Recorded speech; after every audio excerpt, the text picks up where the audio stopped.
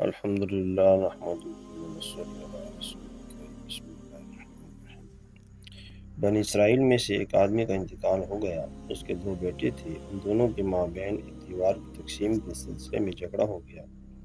جب دونوں آپس میں جھگڑ رہے تھے تو انہوں نے دیوار سے غیبی آواز سنی کہ تم دونوں جھگڑا مت کرو، کیونکہ میری حقیقت یہ ہے کہ میں ایک مدت تک اس دنیا میں بادشاہ اور صاحب مملکت رہا۔ پھر میرا انتقال ہو گیا اور میرے بدن کے حصہ مٹی کے ساتھ مل گئے۔ پھر اس مٹی سے کمہار نے مجھے گھڑے کی ٹھیکری بنا دیا۔ ایک طویل مدت تک ٹھیکری کی صورت میں رہنے کے بعد مجھے توڑ دیا گیا۔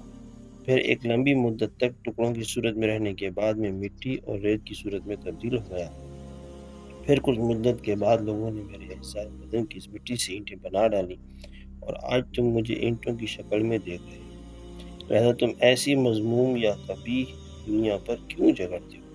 کسی شاعر نے کیا خوب کہا ہے، غرور تھا، نمود تھی، ہٹو بچو کی صدا تھی، اور آج تم سے کیا کہوں، لاحت کا بھی پتہ نہیں۔ آہ، یہ دنیا بڑی فریب دہندہ ہے۔ فانی ہونے کے باوجود یہ لوگوں کی محبوب بنی ہوئی ہے۔ یہ اپنی ظاہری رنگینی اور رعنائی سے لوگوں کو گمراہ کرتے ہوئے آخرت سے غافل کرتی ہے۔ اللہ تعالیٰ مسلمانوں کے دلوں کو جنتی مسرت کے شوق سے ہم آغوش فرمائے۔ جزاک اللہ خیر۔